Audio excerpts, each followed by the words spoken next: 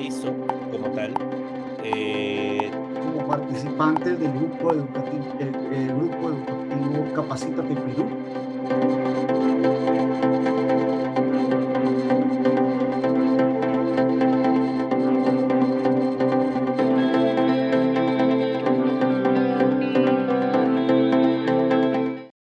Buenas tardes, amigos participantes nacionales e internacionales. Sean bienvenidos al curso de soporte vital básico en traumas.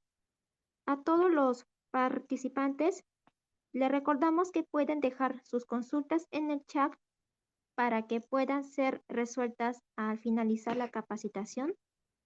Este curso está organizado por el Grupo Educativo Capacítate Perú, junto con el licenciado Gerardo Rixe González, subteniente Oficina de Aduanas y Protección Fronteriza, cursos de lucha contra incendios hidráulica aplicada a la lucha contra incendios, lote de cuerdas de rescate, materiales peligrosos, supervivencia de bombero, parte del Registro Internacional de Paramédicos, proveedor de soporte vital prehospitalario del traumatizado, proveedor de soporte vital básico y proveedor de stock de Abrupto. A continuación, daré el pase a nuestro licenciado Rixe para que pueda iniciar con el curso. Licenciado Rixe, ya puede iniciar con la capacitación. Perfecto, muy buenas tardes con todos. Gracias por la introducción, Dayana. Eh, Primero aclarar unas cositas, ok. Si es necesario de repente excedernos un poco de la hora, tampoco es que va a ser mucho, no nos vamos a tirar toda la tarde aquí. Pierdan cuidado por ello. Pero sí, otra cosita también, vamos a tratar de aprovechar el corto, entre comillas, tiempo que tenemos, ¿ok? Para hablar de puntos muy importantes, de repente las mejores enseñanzas que yo pueda transmitir en cuanto a el soporte vital ah, básico en un traumatizado, ¿ok? Lo que se conoce como en otros cursos como el PHTLS, el PRT dentro del Cuerpo de Bomberos del Perú. Y bueno, a ver, voy a apagar mi cámara por lo pronto. Ok, antes de empezar a hablar perdón, de la primera respuesta al trauma como tal, yo siempre veo conveniente en mis capacitaciones dar una introducción de la importancia de cada paso que vamos a dar, porque recordemos que estas recomendaciones son basadas en la guía que es el PHTLS y esta guía, este libro, ¿verdad? Nos habla de algo. En el capítulo 1, que son los principios y preferencias. Es algo que tenemos que tener muy en cuenta siempre en el ámbito de prehospitalario, ¿ok? Eh, ¿Por qué? Porque los principios son justamente estas recomendaciones, algunas normas, guías, que entiendo yo que muchos de ellos están basados en evidencia, están basados en estudios que se hacen algunos por años, algunos lamentablemente lo hacen en las guerras, porque en las guerras es donde se ven la mayor actividad en cuanto a traumas, ¿verdad? Entonces, es muy triste, pero a partir de esas vidas que se pierden, nosotros aprendemos. Ok. Ahora, esos son los principios y las preferencias son cómo nosotros vamos a usar estos principios con A o B paciente, porque todos sabemos que los pacientes y las emergencias nunca son las mismas. Entonces, basándonos en ello, es que nosotros vamos, o mejor dicho, yo siempre trato de presentar el porqué del X, A, B, C, D, E, ¿no? Si es que alguien lo conoce ya por ahí, mi compañero aquí paramédico, entiendo que ya lo conoce, pero vamos a tratar de ver el porqué de las cosas, ¿vale? Y para los que no conozcan el X, A, B, C, D, E de la evaluación primaria, también lo voy a detallar aquí, así que pierda cuidado. Estamos yendo como que en un nivel también básico, ¿ok? Ah, bueno. Entonces, estábamos aquí con un amigo mío, ¿vale? Este, esta personita, ¿ok? Necesita energía, ¿vale? Ahora, esta energía lo necesita así como yo pongo en la imagen superior derecha cuando hace ejercicios, pero también los necesita cuando está durmiendo, ¿ok? Y tú dices, ok, pero está durmiendo, no está haciendo nada. Ahora te voy a explicar por qué. Cuando esta persona está durmiendo, cuando nosotros estamos durmiendo, nuestro cerebro no duerme, nuestro corazón no deja de latir, nuestros pulmones no dejan de hacer el intercambio gaseoso, es decir, no dejamos de respirar. Entonces, nuestro cuerpo sigue funcionando, ¿ok? ¿Por qué? Porque nosotros constantemente, segundo a segundo, necesitamos de producción de energía. Y como, como lo mencionaba, para que nuestros órganos más vitales puedan seguir funcionando. Ahora, vamos a esta analogía que me gusta hacer, ¿vale? Ustedes por ahí han visto, vamos a comparar una motocicleta, una de las que más me gustan, la Harley Davidson, con nuestro organismo, el cuerpo humano. Si por ahí alguien conoce un poquito de mecánica, debería saber, ¿no? Que este es un carburador y en el carburador se va a hacer una mezcla de dos sustancias. Uno que va a ser el combustible, ¿ok? El combustible se mezcla ¿con qué? Con el oxígeno, ¿vale? Y este carburador luego va a producir la energía que nosotros conocemos, que eh, luego ¿en qué se convierte? En movimiento de la moto, ¿verdad? Pero también recuerden que no solo produce energía, sino que bota por el tubo de escape, bota el humo. Es decir, bota unos residuos, ¿ya? En el caso de las motos, dióxido, monóxido de carbono y nitrógeno, entre otros. Pero en el caso de la célula, ¿ok? Va a funcionar muy similar a lo que hace este carburador. En la célula, básicamente, se va a juntar la glucosa, ¿ok? Que proviene de los alimentos que consumimos nosotros todos los días, y el oxígeno, ¿no? Que proviene, bueno, del medio ambiente. La célula va a juntar también, así como el carburador juntaba su combustible y el oxígeno, la célula va a hacer lo propio, glucosa y oxígeno, ¿ok? ¿Para qué? Para lo mismo, para producir energía. Ahora, acá hay unos datos que si lo aprenden o no sería interesante, pero por lo menos quiero que se queden con la idea de que produce 38 ATP, produce cierta cantidad de energía, ¿verdad? Y sus residuos, ¿cuáles son? Básicamente agua metabólica, CO2, dióxido de carbono. Son residuos de un proceso metabólico, ¿ok? Y esto hace que nosotros tengamos energía.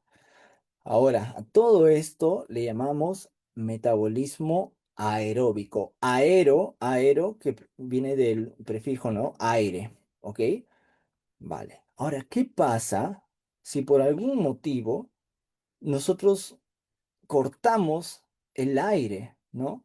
Cortamos de repente así como Homero le hace a Bart o ya sea perdiendo sangre. ¿Qué va a pasar? Que como no tenemos oxígeno en nuestro organismo, las células van a sufrir esta falta de oxígeno. Y mira cuánta energía producen. 2 ATPs. ATPs, ok, para mencionar, es como que un producto, es algo que se va a convertir en energía como tal dentro de nuestro organismo, ¿vale? Pero oye, bastante diferencia los 38 o 36 ATPs que se producían antes comparados con estos 2 ATPs, ¿verdad? Es bastante diferencia o 31 dependiendo de 32 ATPs dependiendo de la literatura, ¿no? Y ahora, otro detalle aquí es que nosotros, bueno, este metabolismo que está alterado va a producir ácido láctico, ¿ok? Que en palabras muy simples, ese ácido láctico es tóxico en nuestro organismo, es como un veneno, ¿vale? Y cuando más se produce, más nos estamos intoxicando, más estamos envenenando al organismo. ¿Ok? Y ahora, todo esto, ¿a dónde va? Todo esto que acabo de mencionar se llama metabolismo anaeróbico. O sea que no hay no hay aire, aeróbico, ¿vale? ¿Y por qué estás explicando todo esto, Gerardo? Primero, que nuestro organismo en general, ya, bueno, aquí estaba poniendo que, para comentar, que la sangre es el encargado de llevar el oxígeno al organismo, hacia todos los rincones del cuerpo, ¿ok? ¿Y cómo se hace? Se hace de esta forma. Vamos a ver. Confírmeme por favor si pueden ver mi puntero. En todo caso, a ver, creo que acá lo puedo poner. Sí. Ujú. Oh, está un poquito raro esto. pero bueno, vamos a ver. Bueno, en la imagen izquierda, ¿ok? En la imagen izquierda donde está la mujer, ¿no? La persona. Espera un momentito, vamos a regresar. Ya. Aquí podemos ver unos gráficos que son rescatados bueno, la guía PHTLS, ¿ok? En este caso está en la novena edición, pero las imágenes no han cambiado a la décima edición, que es la última, ¿vale? Aquí podemos ver que, miren, ingresa el aire por las vías aéreas, ¿verdad? Por la boca o la nariz, ¿vale? Ingresan por ese tubito que se llama tráquea hasta llegar a los pulmones, ¿vale? Pero el pulmón no es tanto como una bolsa, sino que dentro del pulmón hay muchas bolsitas. Estas bolsitas se llaman alvéolos, ¿ok? No me interesa a mí que ahorita te aprendas de repente el nombre alvéolo o membrana alveolo-capilar, ¿no? No.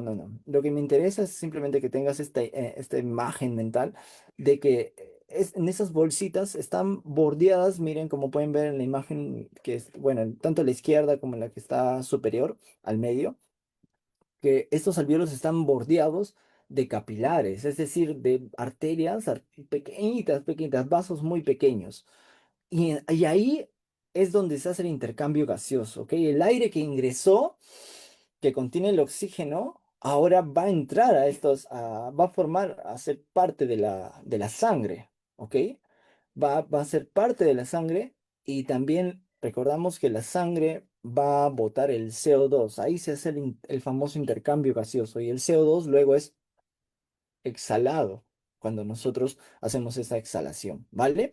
Ok, perfecto, hasta ahí. Si alguien no entendió, no dude en decirme, Gerardo, ¿puedes explicarlo de nuevo? Vale, no se preocupen, yo lo hago de repente utilizando otros medios, ¿vale? Y el gráfico que está en la derecha, espero puedan ver mi puntero, eh, es como que todo el ciclo que recorre esta sangre. Primero, aquí se ve, perdón, el intercambio gaseoso del que yo hablaba.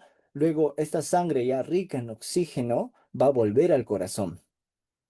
Y este corazón hace blub blub y en ese latido bota esa sangre rica en oxígeno ¿hacia dónde? Células de tejido, dice. Es decir, hacia todo nuestro cuerpo. Hacia todo, ahí sí, a través de la sangre se lleva el oxígeno a todos los rincones de nuestro cuerpo. ¿Ok?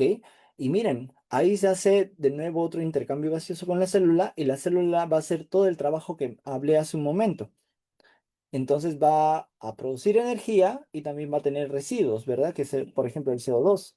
Y este CO2 va a volver a la sangre, ahí como se ve en el mismo gráfico, y esta sangre ahora es pobre en oxígeno y tiene bastante CO2.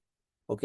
Vuelve al corazón a través de las venas, el corazón hace de nuevo plup dup y bota esta sangre desoxigenada a los pulmones. ¿Para qué? Para que se recargue de nuevo de oxígeno, haga el intercambio gaseoso y vuelva al corazón y así se repite el ciclo todo el tiempo, todos los días de tu vida hasta que en algún momento ya deja de latir tu corazón. Si todo está bien, la célula feliz produce energía y sigue viva. Pero, repito, si se altera de alguna forma, ya mencioné la importancia de la sangre, que es, para fines nuestros, el transporte de oxígeno. ¿Ok? Y obviamente aquí hay una obstrucción mecánica, ¿verdad? De las vías aéreas. Entonces, cualquiera de estas dos situaciones nos va a llevar a qué? A una célula muerta. Es decir, una célula que muere, un órgano que muere y una persona que muere. ¿Vale? Ahora, solamente para adelantarme a una parte que viene luego, hablaré de lo que es el shock. El shock, ya, como lo define nuestra guía, es el paso de un metabolismo aeróbico. Espero que ustedes ya en su mente recuerden, un metabolismo aeróbico que tiene oxígeno y produce bastante energía, ¿ya? A un metabolismo anaeróbico, ¿ok? No hay oxígeno en esta persona, o sea, o no está respirando, o se está yendo la sangre con el oxígeno, o simplemente algo está alterando, ¿ok? Secundario que una hipoperfusión tisular generalizada, o sea, quiere decir que este cambio de metabolismo viene después de que la sangre no está correctamente perfundiendo a los tejidos, ¿ok? O bien porque hay poca sangre o porque esa sangre puede estar intacta, pero no tiene suficiente oxígeno, ¿ok? Y ahora voy a presentar una tablita que es muy interesante, muy interesante. Dice, tolerancia orgánica a la isquemia. En otras palabras, los órganos, ¿qué tanto resisten a la falta de oxígeno? Porque la isquemia significa falta de oxígeno, ¿ok? O bueno, en realidad es el estrés que sufren las células ante la falta de oxígeno. Entonces, vamos a ver a ver, ayúdenme por favor, poniendo en el chat, voy a revisar el chat, ¿cuáles son o cuál es el órgano que más sufre ante la falta de oxígeno? Cerebro, corazón, muchas gracias. Y falta uno más, que son los pulmones, ¿verdad? Y se dan cuenta que estos órganos, que son los más importantes, son los que menos tolerancia a la falta de oxígeno tienen. ¿Y cuánto es el tiempo más o menos? Apóyenme también con eso.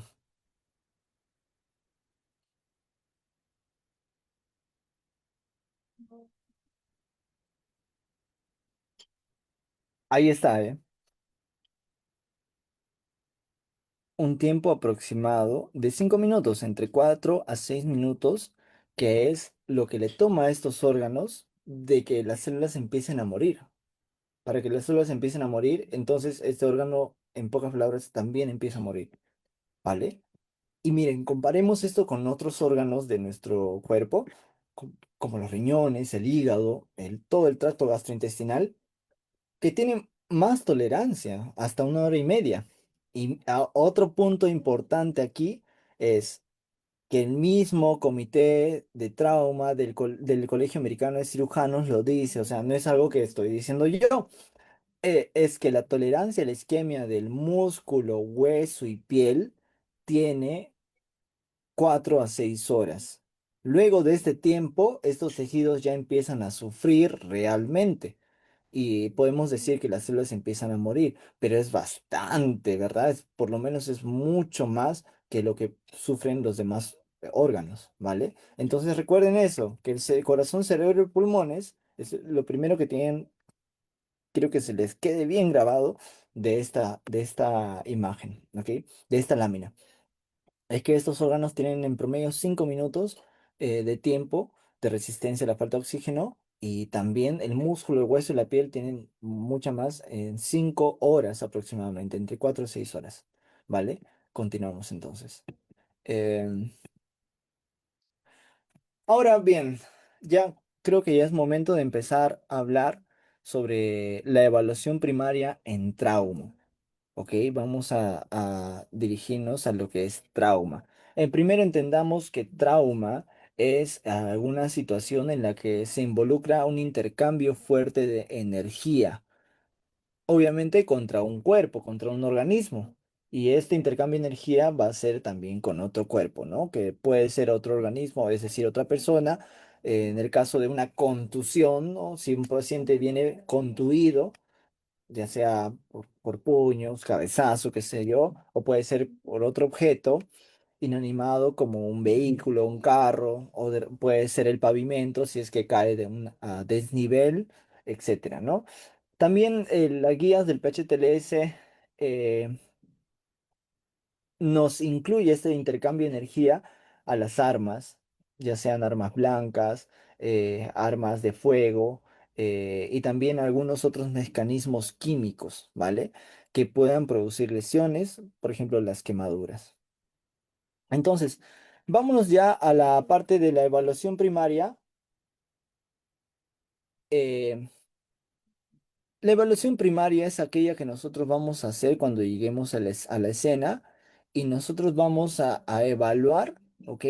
Que ha habido un intercambio de energía. Para ello tenemos que tener este concepto en mente que es la cinemática del trauma. ¿Qué es la cinemática del trauma? Es como nosotros vamos a leer la escena donde están nuestros pacientes, ¿ok?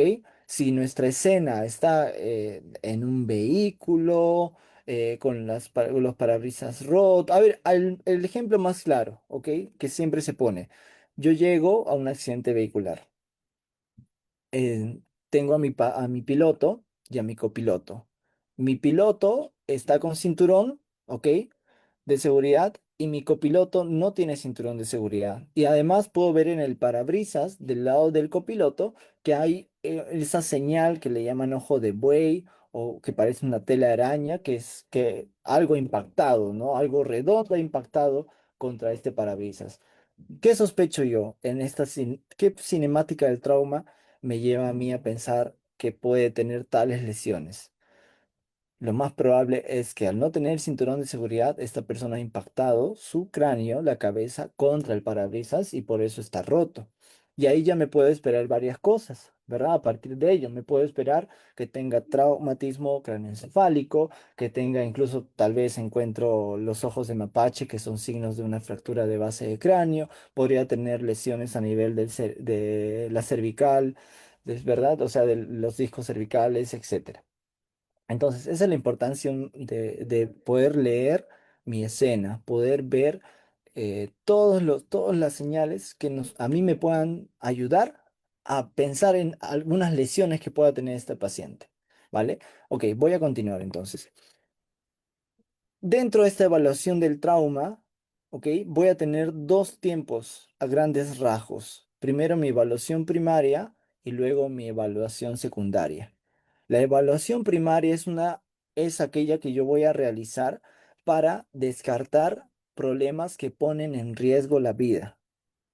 Otro dato importantísimo. ¿Cuál es la importancia de la evaluación primaria de todo este XABCD? Descartar que la persona tiene problemas que amenazan su vida. ¿Ok? Ahí la evaluación secundaria es aquella que yo voy a realizar con un poquito más de tiempo, que la puedo realizar durante el traslado en mi ambulancia o que la puedo realizar de repente dentro ya de la ambulancia, tomándome un poquito más de tiempo y usando ya instrumentos. En la evaluación primaria no puedo tomar, por ejemplo, presión arterial, no me voy a tomar el tiempo de sacar mi estetoscopio, esfinomanómetro y verle la presión. No, no debería hacer eso, ¿ok? Hay un instrumento que sí se utiliza en la evaluación primaria, y vamos a hablar en un momento, pero los demás no. Todo es manual, todo es de repente el torniquete sí está obviamente contemplado dentro de usar apósitos, pero eso es para corrección de lesiones que se pueden, valga la redundancia, corregir en ese momento, ¿vale? Entonces, habiendo dicho todo esto, vamos a explicar lo que la guía del PHTLS nos recomienda, los pasos a seguir en una evaluación primaria. Empezamos primero con el X, ¿ok? Lo voy a leer: control de hemorragias. Externa, severa. Ahí usa otra palabra, por ejemplo, exsanguinante. Por ahí hay otra palabra: masiva, sangrados masivos externos, ¿ok? Que yo debo y podría controlar, ¿vale? Luego el siguiente paso es la A, manejo de la vía aérea. Lo segundo que yo tengo que ver es que esa vía aérea esté permeable. ¿Qué significa permeable? Que pase aire, ¿ok? Y estabilización de la columna cervical, ¿ok? En ese momento yo, además de que voy a ver si la persona respira o no, puedo, ya, como aquí en Perú es bien conocido, ¿no? Dentro de los bomberos, ya, ¿quién va a cabeza? Usualmente el que está al mando, el líder, va a cabeza, ¿no? Y él desde su posición observa y va ordenando, etcétera. No sé cómo será en otros sistemas, pero el control cervical, ¿ok? Es una acción importante, ¿ok? Pero no es definitivo, no es que esa persona se va a quedar ahí para siempre. Y lo voy a explicar también después, ¿vale? Luego de eso, de que he visto si mi persona respira o no, mientras yo por lo menos estoy controlando esa cervical, aunque sea manualmente, paso a la B. Ahora ya no es si respira o no. Yo siempre lo resumo así. Ahora es cómo respira. ¿Ok? ¿De qué manera está respirando? Vamos a ver más características luego. Luego la C de circulación, ¿ok? Eh, ahí en pocas palabras, voy a ver signos de shock. Si la persona está hemodinámicamente estable o si tiene algunos signos de shock que también vamos a detallar más adelante. Luego la D, de discapacidad neurológica, ¿ok? O déficit neurológico. Y luego la E de exposición, ¿ok? Y ya vamos a explicar un poquito más de cada parte. Vamos por el primer paso, que es control de hemorragias, ¿ok? Para el control de hemorragias también tenemos unos pasitos, que es lo que sugiere el curso del cual yo soy instructor, ¿no? Stop the Blood, que el control de hemorragias. Primero la A, que es alertar. Si nosotros estamos como civiles en la calle, podemos alertar, ¿no? ¿De qué manera? Ok, activo el sistema de emergencia, llamo al número de emergencias de mi localidad. Pero de repente, si yo soy el paramédico, ok, vamos a entender la A de asegurar, ¿vale? B de bleeding, es decir, vamos a buscar el origen del sangrado. Oye, está en brazo derecho, está en la pierna izquierda, está en el tórax, está en el cuello, ¿ok? Y C de controlar. Y ahora, dentro ya la parte de controlar, tenemos 4 maneras de hacerlas, ¿ok? Yo sé que te ponen hasta 3 maneras en el curso como tal, pero ahorita vamos a entender por qué, ¿ok? Gerardo, ¿te has equivocado? No, vamos a ver, vamos a explicarlo. Número 1, presión directa, ¿ok? Y vendaje compresivo. A ver, vamos a ver. Presión directa. Primero, esta presión eh, tiene que ser fuerte. No puede ser una cosa así como que yo pongo mi mano, porque no me va a funcionar. ¿Ok? La fuerza que ejerce el corazón en cada latido y la sangre en la que sale es fuerte. ¿Ok? Si a alguien le ha tocado ya controlar hemorragias, no me va a dejar mentir que de verdad tienes que hacer fuerza. Esas arteritas, por más pequeñitas que son a veces, por ejemplo la radial, que es una cosita así, ¡tra! ¿Con qué fuerza sale? Entonces, por ello, la presión directa sobre la herida siempre tiene que ser fuerte, ¿ok? Y nos podemos ayudar en esa presión directa con un vendaje compresivo. Antes de pasar a ello, es importante mencionar que esta presión directa, para ello nosotros nos podemos apoyar de apósitos, ¿ok? O de repente, si no tenemos apósitos como en la calle, podemos usar alguna tela, pero la más limpia posible. ¿Ok? Esa es la recomendación del curso, la más limpia posible. Em, Cuando hagamos esta presión, luego nos podemos ayudar del vendaje compresivo, ¿ok? Pero esta primera gasa de la que estoy hablando, no se debe retirar. Si yo estoy usando apósitos y se me moja el apósito, voy a poner otro encima, ¿ya? Son entre 3 hasta 4, perdón, hasta 5 apósitos que yo podría colocar encima, pero el primero que he colocado no lo voy a retirar. ¿Por qué? Porque en ese momento, en ese lugar, se entiende que se está creando un coágulo de sangre, que es lo que está ayudando a controlar la hemorragia. Y si yo retiro el primer apósito o la primera tela que he puesto, estoy retirando ese coágulo. Entonces, estoy ayudando a que se reactive el sangrado y yo no quiero eso, ¿vale? Entonces nunca retiro el primero, puedo retirar los que están encima si es que se llegan a empapar y los cambio por otros nuevos y me puedo apoyar de vendaje compresivo, ¿ok? Lo que estamos viendo ahí es un vendaje israelí, es muy conocido, ¿no? Por el personal de atención prehospitalaria. O sea, las características que tiene hace que ajuste muy, muy, muy fuerte al miembro, ¿ok? Siguiente, otra forma de control de hemorragias es el empaquetamiento. ¿En qué consiste el empaquetamiento? Ok, espero puedan ver mi cámara. Vamos a ver, yo también quiero ver. Ok, imaginemos que ahí tenemos una herida en algún miembro que sea así como siempre le llaman como una boca, ¿ok? Que tenga cavidad dentro. Entonces, si yo pongo solamente mi presión por encima, según recomiendan estas guías, se ha visto que no se puede, o sea, el control no va a ser el más efectivo. ¿Qué es lo que tengo que hacer? Introducir un vendaje. Puedo tener un vendaje yo de 2 pulgadas, de 4 pulgadas, y voy a introducirlo con todo en mi dedo hasta adentro. El vendaje sigo introduciéndolo, sigo hasta que se acabe el vendaje. Si necesito más vendaje, utilizo otro más y sigo introduciendo mi vendaje elástico, ¿ok? Esta acción es muy dolorosa, por ello yo debo prevenir al paciente que se va a hacer esta maniobra y que le va a doler, pero que uno prefiere el dolor a que de repente se muera. Entonces, es lo que nosotros tenemos que advertir, ¿ok? Y luego de ello también, de nuevo, podemos apoyarnos en vendaje compresivo, ¿vale? Ahora, características de este empaquetamiento. Ha sido diseñado para usarlo en zonas de unión, como cuáles los hombros, a donde no va a llegar un torniquete, ¿ok? Hombros y zonas inguinales, región inguinales, ¿ok? O sea, la parte más proximal de los miembros superiores e inferiores, ¿vale? ¿Por qué? Porque en esos lugares no va a llegar el torniquete, ¿verdad? Ya.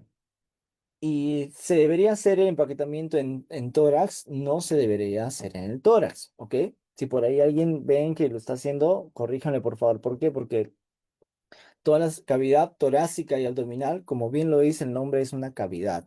Tú puedes tranquilamente usar muchos vendajes y no vas a lograr tu fin, que es controlar la hemorragia, porque se van a ir a otro lado, ¿ok? Entonces, el empaquetamiento está dirigido para zonas de uniones, pero también se puede usar en extremidades. Y por último, entre comillas, y ahorita voy a explicar por qué entre comillas, es el torniquete, ¿vale? ¿Y por qué he puesto dos veces torniquete? Porque se pueden usar dos torniquetes, ¿ok? Si es que tú consideras pertinente, si ves que en uno no está controlando el sangrado, puedes utilizar un segundo, ¿vale? Y el torniquete, bueno, es una cosa más práctica de utilizar. Yo tengo uno acá. Vamos a hablar rápidamente.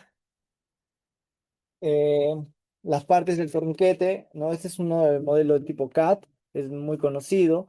Siempre va a tener un cinturón que es de aproximadamente 5 centímetros. Siempre va a tener un molinete, que es la parte que va a hacer la fuerza cuando nosotros lo estemos girando, y un gancho que es donde tiene que descansar este molinete, ¿ok?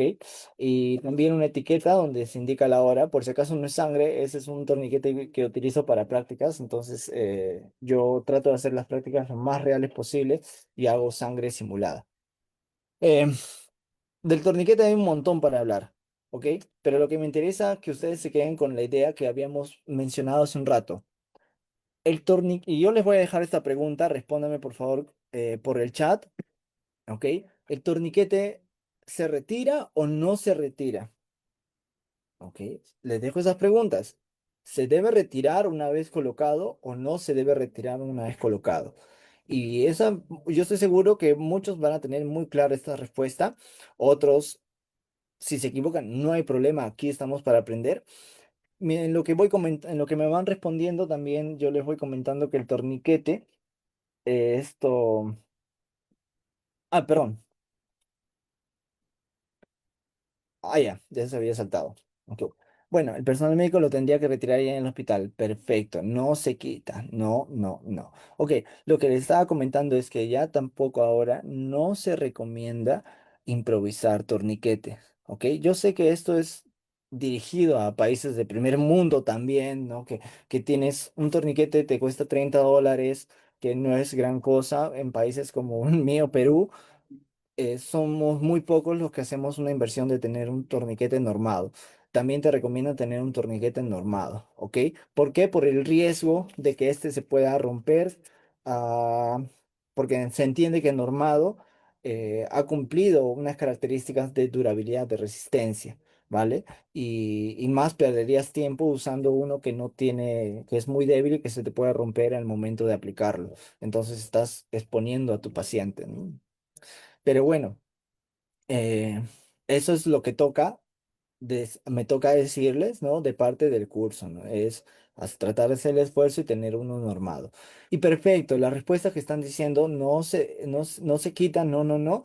En el campo no se quita, el personal médico lo tendría que retirar ya en el hospital. Es muy buena esa respuesta, ¿ok? Al 100%, eh, también les doy este dato. Hoy en día se sabe que hay dos técnicas eh, con el torniquete para que para que pueda ser cambiado de posición, ¿ok? Reposicionar y otro que sería ya para retirar el torniquete, ¿ok? No lo vamos a hablar ahora, esto es parte de otro curso, ¿ok? Más profundo, pero ya les dejo la idea, ¿vale? Si a quienes tengan esas ganas de aprender, ya sé que lo van a buscar por ahí, pero en grandes rasgos, lo que sí tiene que quedar para personal de primera respuesta como nosotros es que el torniquete no se retira. Una vez que se coloca, no se retira. Antes decían, no, cada 15 minutos, cada 20 minutos hay que retirar porque si no el miembro se va a perder. No, por eso decían, en los primeros cuadros yo les presenté que las extremidades que tienen hueso, músculo y piel. ¿Cuánto tiempo? A ver si alguien se acuerda. ¿Cuánto tiempo resiste ante la falta de oxígeno? Igualito, estoy revisando el chat a ver quién lo dice, ¿vale? Perfecto, de 5 a 6 horas, ¿ok? De 2 horas, recordamos que hasta 1 hora y media son los órganos internos, ¿ok? Pero los que no son el corazón y todo ello, ¿no? Pero sí, Fabi, como lo están mencionando por ahí, entre 4 a 6 horas, 5 en promedio, que las extremidades, que justamente tienen estos tejidos, ¿no? Piel, músculo y huesos, no van a tener mayor lesión, ¿ok? Es más, en el PHTLS te da un cuadro más específico de los tiempos y los efectos secundarios que podrían tener, que obviamente mientras más corto es el torniquete que ha estado, más corto el tiempo, menos efectos secundarios como que hormigueos vas a tener, ¿no? Y por menos tiempo. Y cuanto más tiempo lo tengas, es como que puede durarte días, semanas, dice hasta meses estas sensaciones así incómodas en las extremidades, pero no vas a perder la extremidad, ¿ok? Al menos que ya accedas estas 6 horas, que es lo que nos recomienda, ¿ya? Ok, vamos a continuar con el siguiente paso. Muchas gracias por la participación a los chicos. Me alegra sobre todo porque es signo de que se está aprendiendo. Ok, vías aéreas y control de cervical. Como lo había mencionado, yo siempre resumo esta parte como que respira o no. En términos más técnicos, permeable o no permeable. ¿Ok? Vamos a ver en la A estos signos. Primero que un paciente que no respira. Paciente que tiene un compromiso obvio de la vía aérea. Inflamación, laceración, desprendimiento de alguna parte, ¿ok? Del rostro. Pacientes que tienen frecuencias ventilatorias mayores a 20 respiraciones por minuto. Y pacientes que tienen sonidos de ventilaciones ruidosas, ¿ya? Uno de estos sonidos es el famoso ronquido, ¿ya? Y eso es algo, creo yo, importante de todas formas siempre tenerlo en cuenta con los pacientes que están inconscientes o por lo menos que el nivel de conciencia está bastante disminuido y que están supinos, ¿ok? ¿Qué significa supino? Boca arriba. ¿Por qué? Por lo que muestro acá en la imagen de la izquierda, que si esta persona puede, se está perdiendo, ¿no? El control muscular, esta lengua, la lengua que básicamente son músculos, se le puede ir hacia la parte posterior. Y o qué está pasando, está obstruyendo la vía aérea y nosotros no nos podemos dar cuenta de ello. Por ello es la importancia aquí de patentar la vía aérea. ¿Qué quiere decir? De asegurar la vía aérea, en otras palabras. ¿De qué manera lo podemos hacer? De estas maneras que nos presenta aquí, que primero las manuales, ¿ok? Voy a explicar las manuales. A ver, tenemos en las manuales, a ver, solamente bueno, acá tengo las imágenes de la tracción mandibular. Primero es la maniobra frente-mentón. Si alguien por ahí llevó su curso de RCP, debe recordar que la maniobra frente-mentón es una en la que nosotros tiramos hacia atrás la cabeza por la frente y luego aperturamos, jalamos del mentón y de esa forma la vía aérea que se supone que está cerrada, la podemos aperturar. ¿Ok? Es una forma manual. Pero aquí menciona, si hay sospecha de trauma cervical, no vamos a usar esa maniobra. ¿Por qué? Porque, ok, tengo una sospecha de una lesión a nivel de las vértebras cervicales. Y si yo muevo, puede ocasionar más daño, ¿ok? Entonces, no es recomendado para situaciones de trauma en el que sospechamos una lesión cervical, ¿ok? En esos casos, ¿qué se utiliza? La tracción mandibular. ¿Cómo es la tracción mandibular? Bueno, este ejercicio yo lo voy a describir, pero es altamente recomendable, así como el RCP, así como el uso de torniquete. Es altamente recomendable que ustedes lo entrenen, ¿ok? Entonces, aquí ya le estamos dejando en esta capacitación el bichito para que ustedes lo puedan llevar a la práctica. Entonces, consiste la tracción mandibular en separar la mandíbula, no tanto separar, sino llevar hacia adelante, protruir la mandíbula, ¿ok? Desplazarlo hacia anterior. ¿Para qué? Para hacer el mismo efecto que nosotros estábamos mencionando, que es separar la lengua, ¿ok? De la vía aérea, para que no la ocluya. Y si se dan cuenta en esa técnica, no estamos moviendo la cervical. Es por ello que se recomienda ante sospechas de traumatismo cervical, ¿ok? Entonces, ¿cómo se hace esto? Hay como que 2 a 3 formas de realizarlas. Una es metiendo la mano a la misma boca y jalándola, pero bueno, siempre se comenta por ahí que el paciente podría reaccionar y morderte. Entonces, como que no es tan seguro. ¿Ok? Las otras formas, ¿cómo son? Si tú estás por delante, ¿ok? Pones tus pulgares en los pómulos y de la rama de la mandíbula, es decir, este angulito, ¿no? Ustedes si lo buscan en sus casas ahorita mismo sería muy bueno. De ahí van a jalar, ¿ok? Haciendo este ejercicio, ¿ok? Y lo hacen, llevan hacia adelante, hay que hacer fuerza, es una cierta fuerza y vas a llevar la mandíbula hacia adelante. Lo pueden practicar de repente con alguna persona, teniendo mucho cuidado de no lesionarle, ¿ok? Entre sus compañeros tal vez. Y la otra forma es que ustedes mismos también se pueden hacer es de hacia atrás, ¿no? Si tú te colocas hacia atrás de la persona y ahora poniendo los dedos, bueno, el segundo, tercero, cuarto dedos en el pómulo y los pulgares detrás de la rama de la mandíbula. ¿Ok? Esa es la tracción mandibular, es la maniobra para aperturar la vía aérea. Pero oye, ¿tú te vas a quedar ahí haciendo eso todo el tiempo que va a durar de repente la evaluación y el traslado? No, para eso viene la importancia de patentar, de asegurar esta vía aérea eh, con mecanismos básicos, ¿ok? Los avanzados ya estamos hablando de la intubación endotraqueal, la supraglótida, o sea, son otras formas que no las voy a mencionar aquí porque se entiende que también es para dirigida a personal primer respondedor que no está facultado para hacer estas maniobras invasivas, ¿ok? Entonces, la parte básica sí deberíamos conocerla porque se recomienda altamente hacerlo y no necesitas de repente de tener un certificado de paramédico como tal, porque no estamos hablando de maniobras que sean tan invasivas. Y de estas hablamos de la cánula orofaringea y la nasofaringea. La orofaringea, como lo dice el prefijo oro, ingresa por la boca, la cavidad oral, ¿ok? Y bueno, acá la forma de medirlo es como vemos en la imagen de la izquierda, desde el ángulo, ¿no? De la mandíbula hacia la comisura de la boca, hacia la boca misma. Ese es el calibre correcto que nosotros deberíamos escoger. Luego, ¿cómo se introduce esta por la boca? No se va a introducir de esta manera, si lo pueden ver en mi mano, sino se va a introducir al revés. ¿Ok? ¿Para qué? Para evitar la lengua. Lo que yo quiero es evitar la lengua.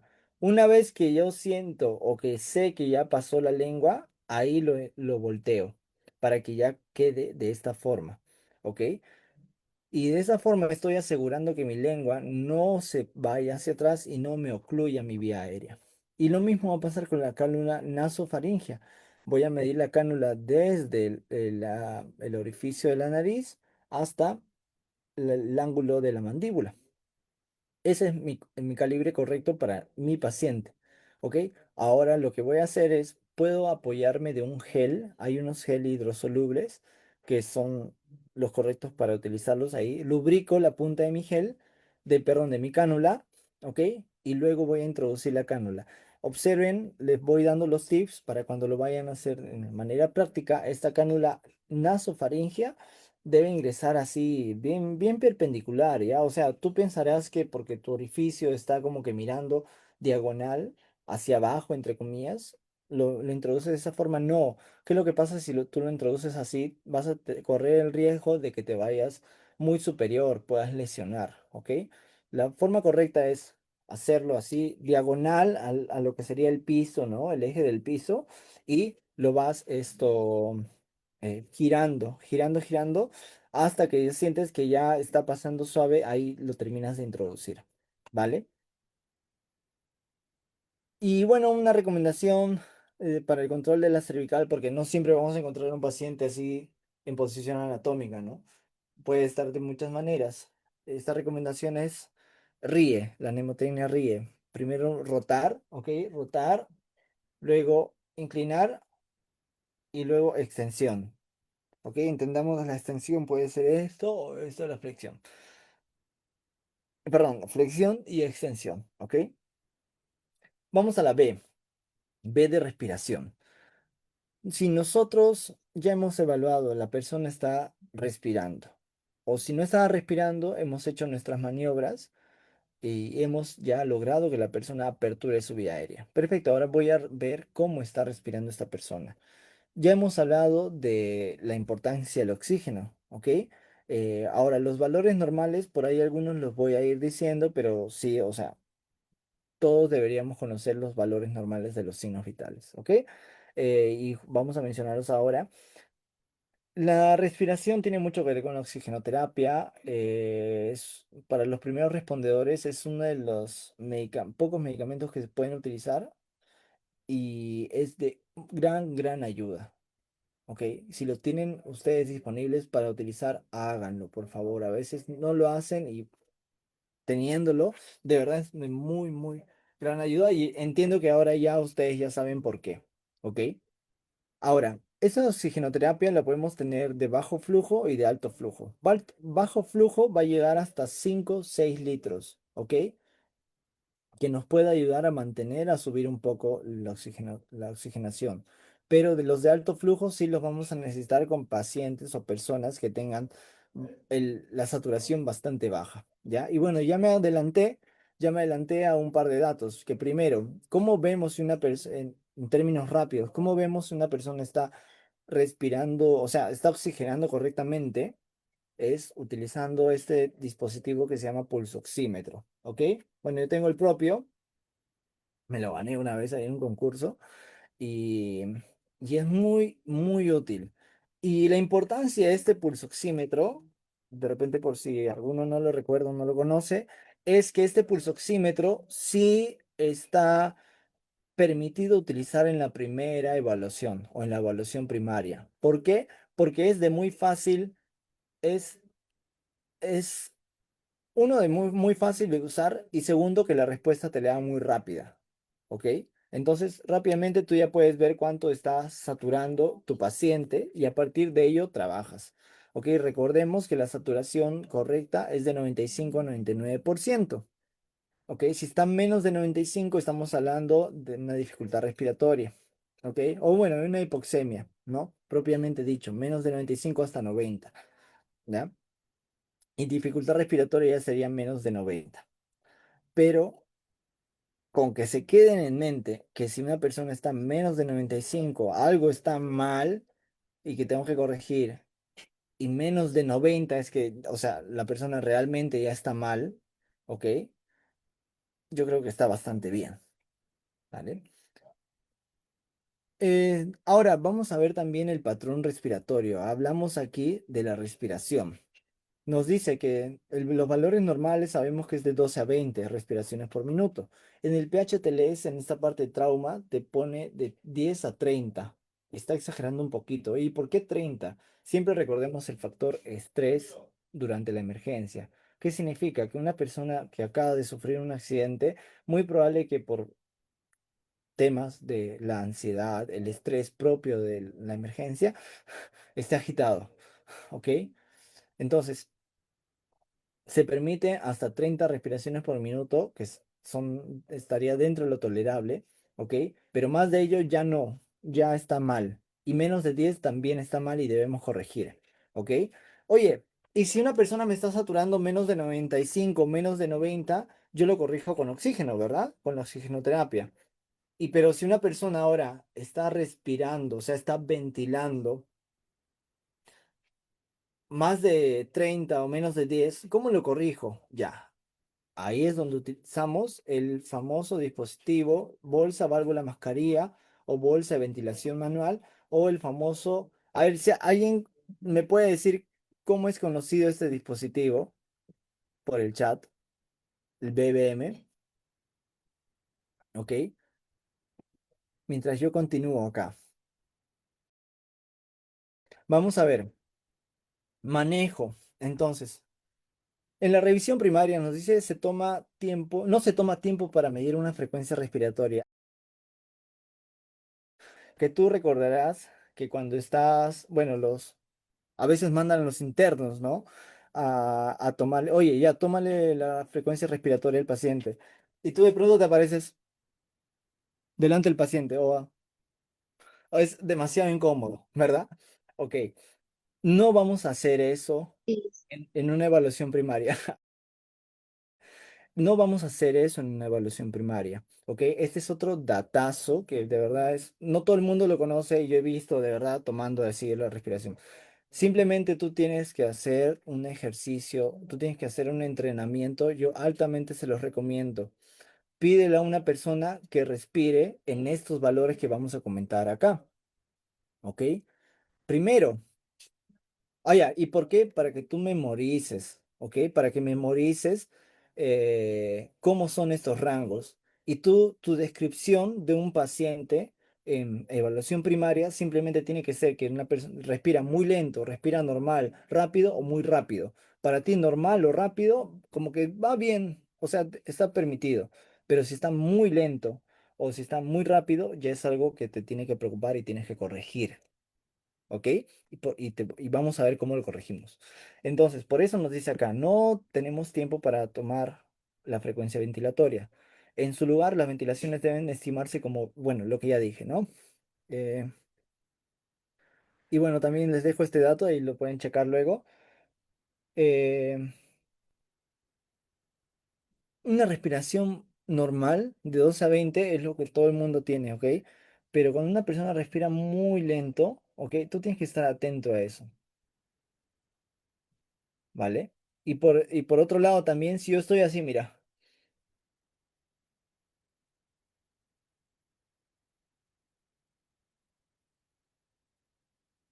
una persona pensará que no está respirando rápido, pero si ustedes toman con, yo ya tengo eso en mente, que eso ya está hiperventilando. Ahí ya está haciendo sus 30 ventilaciones por minuto, ¿ok?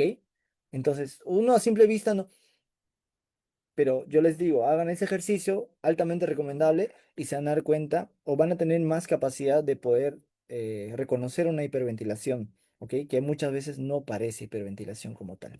Vamos a continuar. Entonces, ¿cómo lo corregimos? ¿Cómo manejamos esto? Como mencionaba, una hipoxia o una hipoxemia, ¿no? Cuando la saturación está en menos del 95%, ¿qué hacemos? Oxígeno. Si le falta oxígeno, le damos oxígeno. Así de fácil, ¿ok?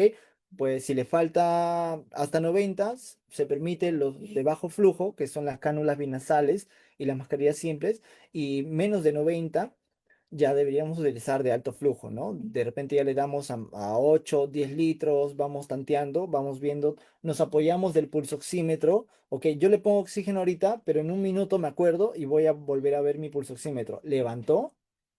Porque eso levanta rápido. Si ya lo tengo dentro por lo menos más de 90, oye, entonces como que vamos bien. Yo creo que le estoy ayudando para llegar al hospital, ¿no? Pero si no, le subo entonces un poco más de oxígeno. Podría llegar tranquilamente hasta los 15 litros, que es el máximo, pero eso depende también de mi pulsoxímetro, ¿ok? Por eso es que es permitido y recomendado en la evaluación primaria. Ahora, pero si el tema no es tanto de repente la persona está oxigenando, entre comillas, bien, pero tiene está hiperventilando, ¿ok? No es bueno, no es bueno. O si sus ventilaciones son muy lentas, dentro de los 12 o bajo de los 12 o bajo de los 10, no deberíamos permitirlo. Puede ser por el propio traumatismo de la caja torácica que no le deja ventilar bien, o son muy superficiales esas ventilaciones,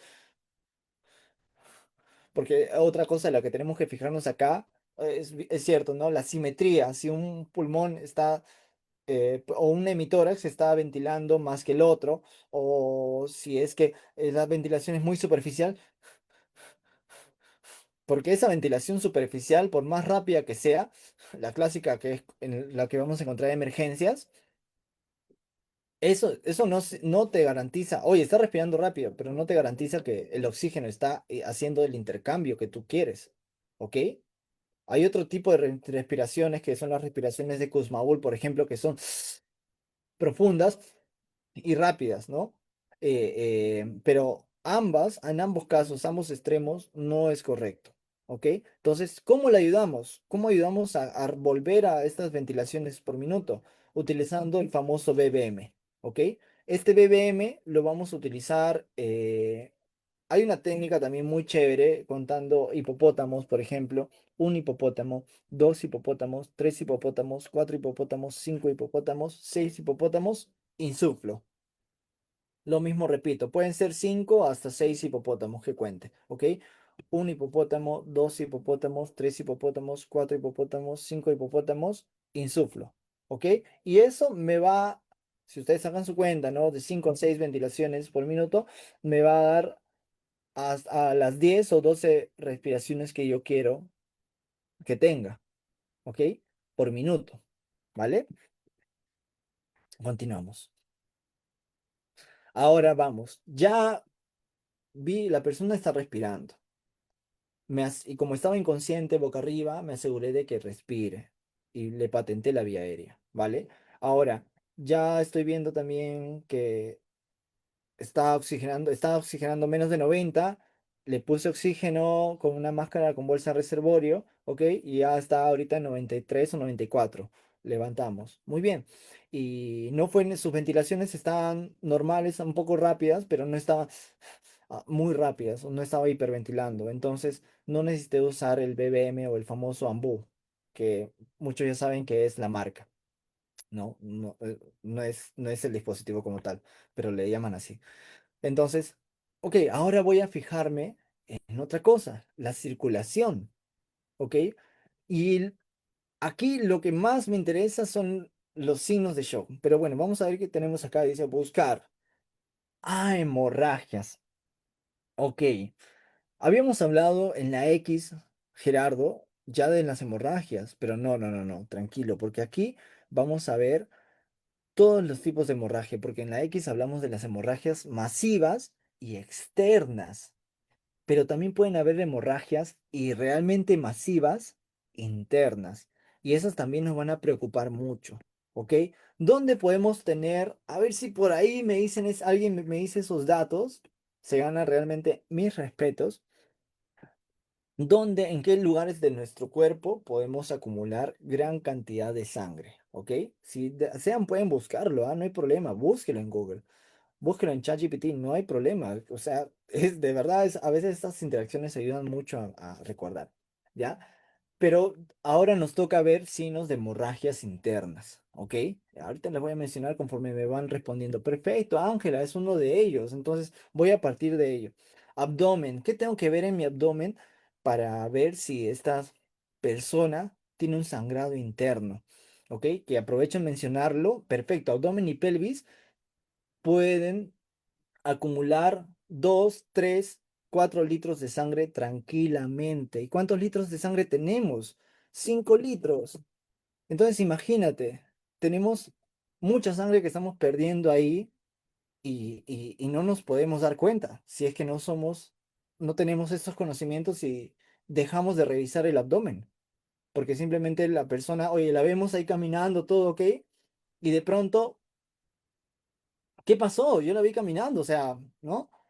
Es que no le evaluaste. Ese era tu piloto, no tenía cinturón y se fue en el choque, se fue contra el timón.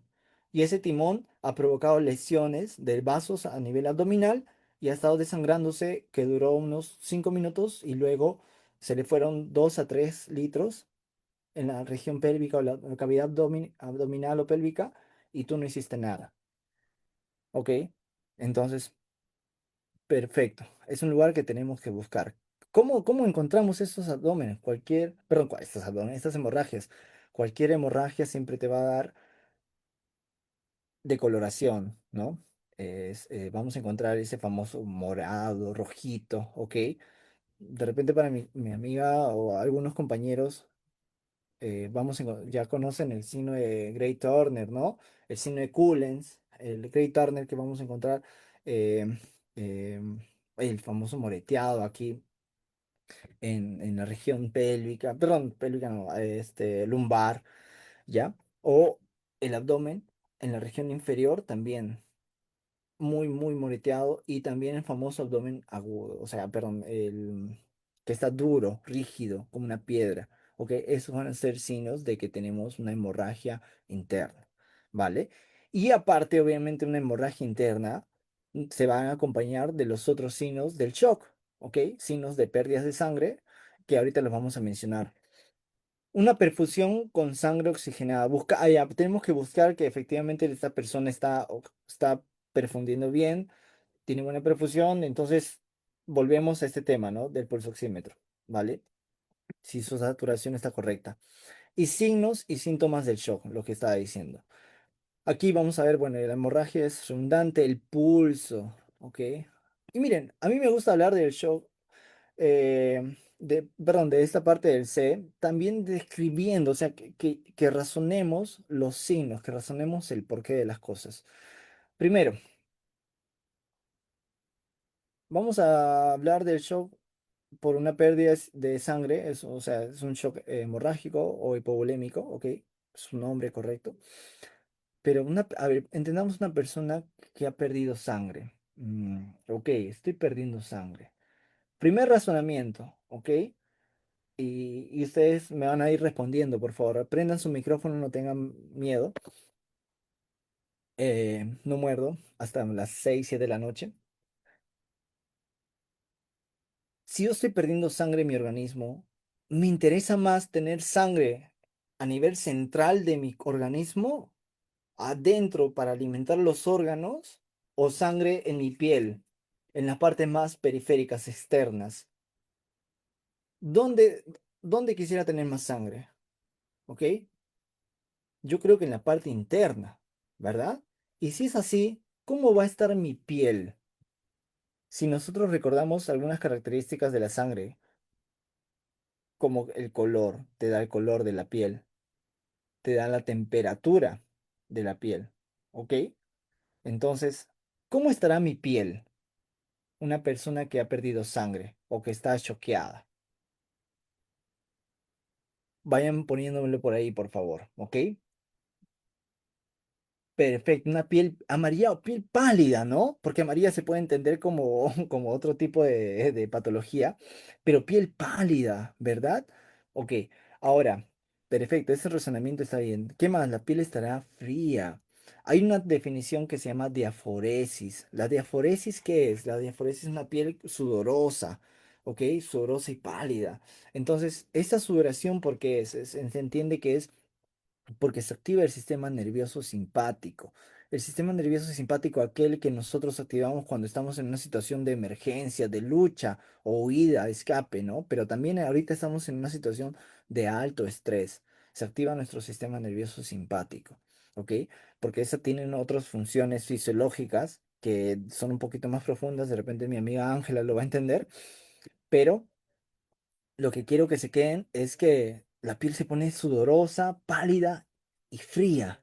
Signos de shock. Vamos a otros signos que ustedes también quiero razonar con ustedes y que me ayuden con ello. A ver,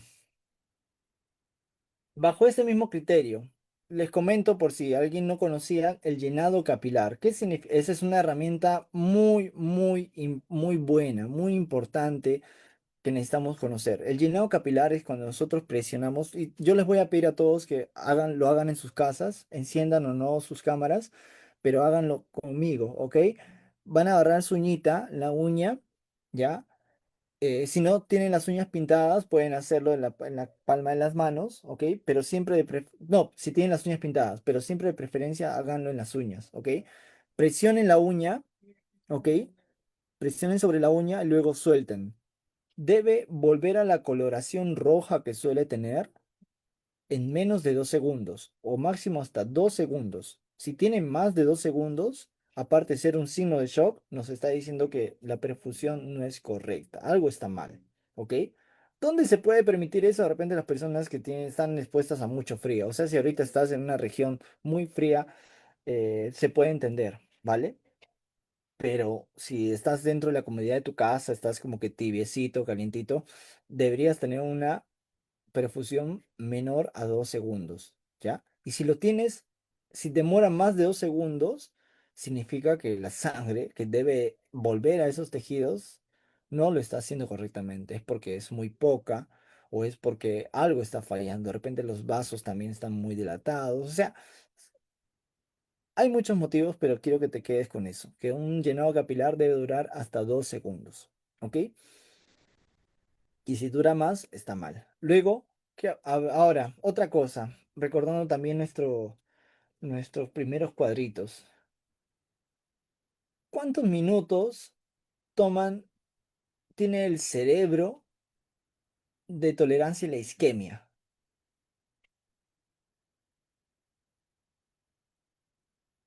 A ver, apóyeme por favor con eso. ¿Cuántos minutos tiene de tolerancia a la isquemia? Sí, perfecto, Tomás. Uy, a este chico hay que darle una beca, creo. No, mentira, ya, no me comprometo a eso. Pero perfecto, amigo. Si en esos 5 minutos pasan, esos 5 minutos que tú mencionas, ¿cómo estarán las células de mi cerebro? Empiezan a morir, ¿verdad? Entonces, ¿cómo estará el cerebro? Va a ser una persona cuerda, va a ser una persona orientada, ¿ok? Que te va a hablar correctamente, va a articular las palabras correctamente, se va a poder mover, va a tener fuerza en las extremidades correctamente, ¿ok? Si tú le preguntas algo, te va a responder, ¿ok? Su mirada va a estar mirando hacia ti activamente. No, ¿verdad? Entonces el nivel de conciencia disminuido es otro signo de shock, ¿vale? Y por supuesto el pulso. El pulso va a aumentar, va a ser cada vez más rápido, ¿ok? ¿Por qué? Porque, ok, los componentes del sistema eh, cardiovascular en general, bomba, líquido y las tuberías. ¿Ok? Bomba, líquido y las tuberías. Si alguna de las tres fallan, las otras van a tratar de compensar eso. Entonces imagínate que tus tuberías están correctas. ¿Ok? La bomba también. Pero la sangre o el líquido está bajo. Oye, entonces, ¿qué va a hacer el motor? Va a funcionar más rápido para que esa sangre, como es poca, para que se pueda ir correctamente hacia todos los lados, ¿ok? Entonces, el pulso, ¿cómo va a estar? Aumentado, ¿verdad? Y también va a ayudar ahí la vasoconstricción periférica. Si alguien no entiende qué es vasoconstricción periférica, es que las arterias de las partes más externas, más periféricas, como es la piel, se van a contraer. Eso también es lo que yo mencionaba, que hace que la piel sea más pálida y esté fría en un paciente choqueado. ¿Ok? Entonces, lo que he tratado de hacer, y siempre lo trato de hacer, y siempre me tiene buenos resultados para aprender mejor, es no leerles, porque ustedes pueden leer esto, los signos de shock y te lo aprendes de memoria, ok, pero yo creo que es mejor entender por qué tiene signos de shock, por qué son estos signos de shock. Y, y como lo bien me dijeron a mí en el curso, muchas veces en la ambulancia el mejor tratamiento es la gasolina, ¿no? ¿Qué quiere decir? Que tenemos que correr. O sea, es un tratamiento hospitalario de todas maneras. El paciente tiene que entrar al departamento de trauma shock lo más rápido posible. ¿Ok? Sin embargo, nosotros deberíamos ya haber corregido todo lo que vamos a ver, lo que estamos viendo, ¿no? En esta tarde, que es parte de nuestra evaluación primaria. Que repito, para los que de repente han ingresado luego que el fin de la evaluación primaria es descartar problemas que amenacen la vida de mi paciente. Y eso todo se resume en el XABCD, ¿ok? Que yo lo tengo que tener en mente cuando evalúo a mi paciente. Si no tienen ni una de esas letras del XABCD, Perfecto, mi paciente está, entre comillas, estable. Mi paciente debe quedar en observación tal vez, pero puedo tener más tiempo de evaluar otras cosas, ¿no? Ya puedo ver temas como ya la frecuencia respiratoria puntual, la presión arterial y algún otro examen que yo considere pertinente, ¿ya?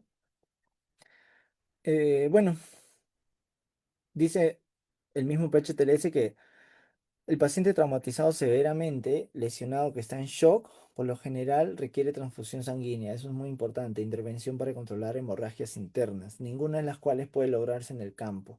Cada vez más se habla de la transfusión sanguínea in situ, ¿no? Hay un doctor Zapa que es muy bueno hablando en esos temas. Eh, Sin embargo,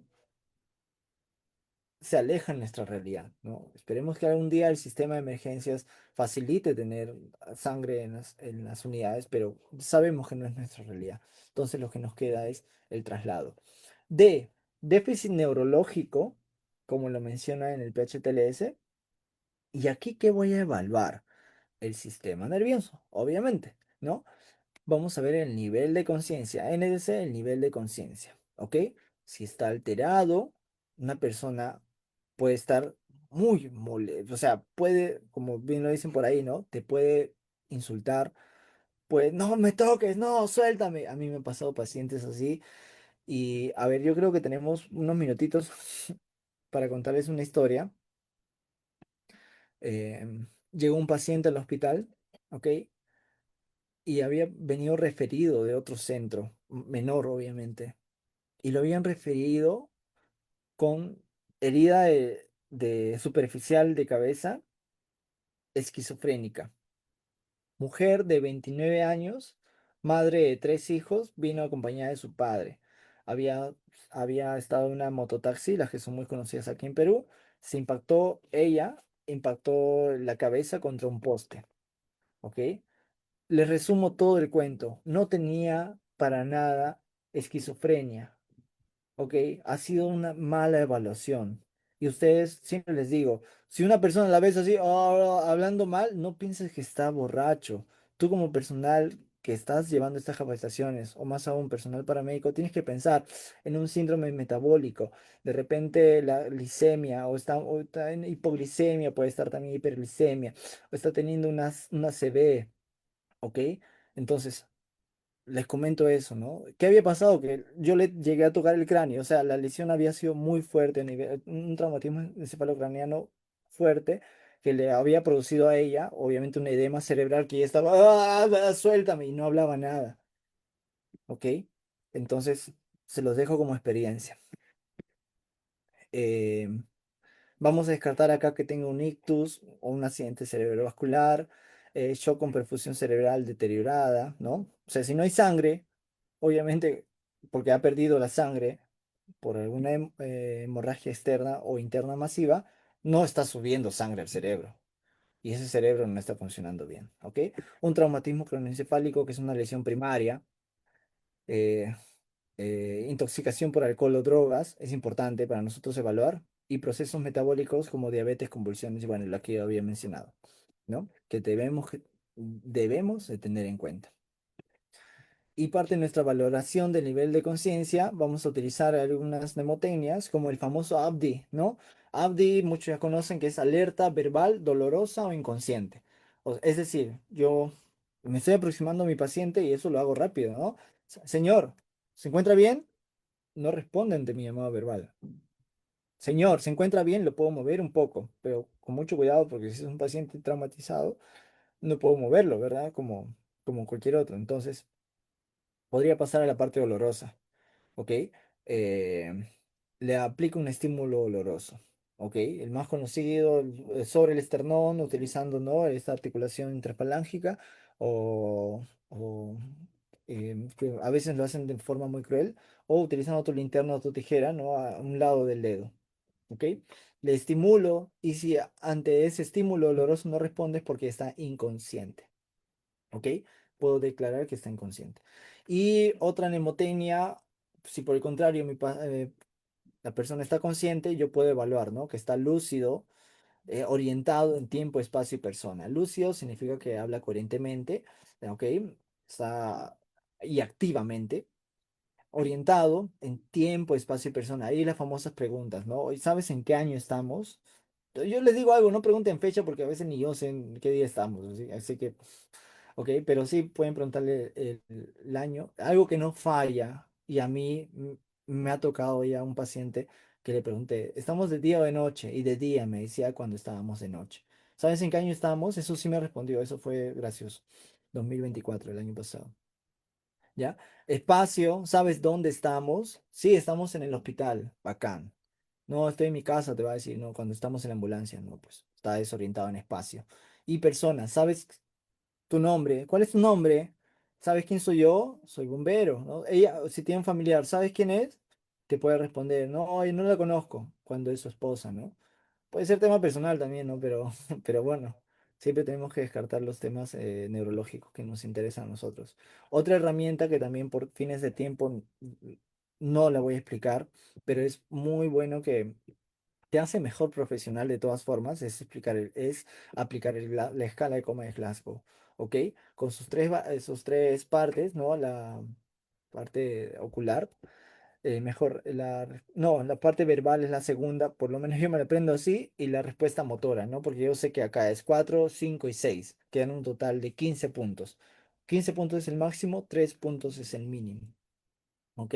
Entonces, les recomiendo altamente que vean más sobre la escala de coma de Glasgow, que es una forma una herramienta que ayuda mucho, mucho, mucho de todas formas, para ti y también para el médico que va a recibir, ¿ok? Y el manejo. ¿Qué es lo que pasa? Que acá, voy a leer esto mejor. Si el estado neurológico normal del paciente es resultado de hipoxia y pobre perfusión cerebral, los esfuerzos por corregir esta hipoxia y restaurar la perfusión en todo el cuerpo deben resultar en el mejoramiento del estado mental. Es decir, si yo en mi XABCDE perdón, en mi XABC he corregido, ¿ok? Las lesiones que puedan tener yo estoy ayudando a que por lo menos se mantenga el nivel de conciencia. Y si por ahí tengo acceso de repente a sangre, si no hay sangre, bueno, ya no se recomienda tanto meterle cloruro de sodio, ¿no? Lactato de Ringer es una opción más viable. Entonces, yo estoy ayudando a que esta persona mejore en general, el estado general y consecuentemente su nivel de conciencia por lo menos se va a mantener, ¿vale? Cualquier paciente con nivel de conciencia alterado debe ser tratado como si fuera la causa, como si la causa fuera oxigenación cerebral reducida, ¿ok? Cualquier paciente, ¿ok? Repito, no voy a pensar, no está borracho, no cometan ese grave error. Y parte de la parte de D, ¿ok? Del déficit neurológico es también el tan controvertido tema de la inmovilización. Y yo lo voy a resumir muy rápido, ¿no? A veces se habla de inmovilización por protocolo, por si acasito, porque así me enseñaron, ¿no? Entonces, no, les voy a dejar rápidamente, ¿no? Que ahora se habla de la restricción de movimiento espinal y selectivo, ¿ok? Hay unos criterios para aplicar todos estos dispositivos que a nosotros sí o sí nos han enseñado a utilizar en un ambiente prehospitalario, ¿no? Que es la tabla rígida, pueden usar scope, la cuchara, todo el sistema de correas que se llama Spider, ¿no? Pero a las finales, ¿qué es lo que pasa? Que los estudios demuestran que por más que sea el ex-Scholar, que es el que tiene más, como que es el conocido porque te inmoviliza, entre comillas, más, nunca llegan al 100% de inmovilización. Entonces, por eso dicen, el término inmovilizar no es correcto, porque siempre va a haber un rango de movimiento, ¿ok? Entonces, ahora se habla de restricción de movimiento espinal, ¿ok? Si la persona merita, porque cumple con ciertos criterios, ¿ok? Que los voy a dejar acá para que ustedes de repente lo puedan leer un poquito más. Aquí están las indicaciones para una restricción de movimiento espinal. Si lo hacen, de verdad van a reducir ¿qué cosa? Van a reducir la incomodidad y los efectos secundarios que conllevan el uso de collarines y el uso de tablas rígidas de manera innecesaria. ¿Ok? Y eso sobre todo para los primeros respondedores, ¿no? Para los bomberos, los rescatistas. ¿Ok? Y bueno, signos y síntomas de un traumatismo vertebral, que nosotros tenemos que estar atentos. Yo les puedo resumir esto. Dolor en la línea media en la línea media posterior, ¿no? O sea, dolor o hipersensibilidad, no dejas que le toques a nivel de la columna vertebral, ¿vale? Si una persona puede mover sus extremidades, es la clásica que tú siempre le vas a decir, a ver, apriétame las manos. No, me duele, no, apriétame fuerte, por favor. Es parte, necesito que me aprietes fuerte. Tú incentiva a la persona que te apriete fuerte la mano, porque a veces es más como que el, el- el impacto psicológico de la situación de la emergencia que hace que no se quieran mover. A mí me pasa un montón que me han esperado, de verdad que me he demorado como 10 15 minutos para llegar a la emergencia. Me han esperado en el piso así. Lo reviso y no tenían nada. Entonces, a veces ese factor psicológico interfiere, pero tú no por ello no vas a decir, ah, no, no, no aprieta, ah, ya, tiene el sistema nervioso alterado. No, no, no, no.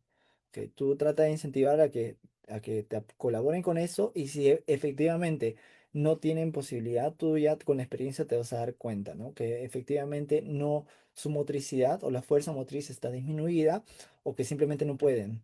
De repente es un hemisferio derecho, un hemisferio izquierdo que no tienen esa fuerza. Levanta tu pierna. Ok, una pierna sí coopera y la otra no. Ok, entonces esa información es importante para el personal médico cuando tú entregues a tu paciente. Ok, y otras lesiones, ¿no? Como los ruidos propios de repente de fracturas, deformidades, las parálisis o parecias, ¿no? Y también las parestesias. De repente siento hormigueo acá en mi brazo izquierdo. Ah, ya, ok, te da un indicio de que hay alguna lesión del sistema nervioso. ¿Ok? Bueno, eso también les dejo para que le den lectura. Son criterios para determinar cuándo la columna vertebral, eh, cuando la restricción en movimiento es innecesaria. ¿Ok? Es como que lo opuesto a los criterios para sí inmovilizar. Así de simple. Y por último, la parte de la exposición. eh, El frío, ¿ok? Es importante, como ya lo había mencionado antes, ¿no? Exponer a una persona. Esto teniendo el cuidado de hacerlo dentro de la ambulancia por temas también pues, del pudor, ¿verdad? De la persona, sea indistinto al sexo, indistinto al género, si es varón o mujer, ¿no? Todos necesitamos ese respeto. Entonces, al menos que sea ya estrictamente necesario, tratemos de exponer a las personas en un ambiente más seguro como lo puede ser la ambulancia. ¿Ok? Esto, pero también es importante luego de exponer y luego de evaluar, es importante abrigar a la persona. El frío es parte del diamante de la muerte. Antes se hablaba del triángulo de la muerte, pero ya no, ahora se ha agregado un valor más, ¿ok? Y el frío, es decir, en pocas palabras, el frío puede apoyar a que ese shock de la persona aumente, a que él puede ayudar a que fallezca la persona. Entonces, es importante proteger el frío. Oye, pero yo no en mi ambulancia no tengo mantas. Ya, les doy unos trucazos. Puedes usar las batas. Por ahí algunos tienen las batas quirúrgicas, las que usamos, ¿no? A veces para atender. Eso podría ayudarle a calentar. ¿Ok? O algunos, también vi por ahí un trucazo, que es tener bolsas, esas bolsas plásticas gruesitas, tipo como las de basura, grandes. ¿Ok? Y más, y otro dato extra todavía es que si las tienes de repente en una zona cercana al motor del vehículo. ¿No? Es como que un truco que ayuda a que esté caliente y con eso puedes cubrir a una persona, ¿no? ¿Vale? Y en cuanto al, bueno, acá hay una recomendación de las regiones de donde deberías cortar la ropa y que es un poco difiere de lo que nosotros, de lo que nosotros hacemos, ¿no? Por lo menos en Perú tratamos de cortar las prendas si es necesario y al ras de las costuras por si la persona, siempre dicen eso, por si lo quieren volver a coser, ¿no? Les dejo ese dato, ¿ok? La hipotermia resulta de la exposición a ambientes más fríos y por la pérdida de producción de energía con metabolismo anaeróbico, dice. La mayor preocupación acerca de la hipotermia es su efecto sobre la coagulación sanguínea. Como lo había mencionado, en palabras muy simples, la hipotermia ayuda a que una persona muera, ¿vale? Luego de todo esto que hemos mencionado, el XABCDE, nosotros vamos a pasar con nuestra evaluación secundaria. La evaluación secundaria, como ya lo había dicho, ya tenemos más tiempo de poder hacer otras preguntas que nos ayuden a nosotros a tener un mejor un mejor panorama de lo que ha sido la lesión de la persona, ¿ok? Y toda esta información, repito, es importante que nosotros la demos al médico cuando estemos haciendo el pase del paciente, ¿ok? Entonces, muchas gracias por el tiempo. Hasta ahí hemos quedado hoy día, la bibliografía. Esto, espero, espero de verdad haber compartido información que les valga. Estoy atento a sus preguntas.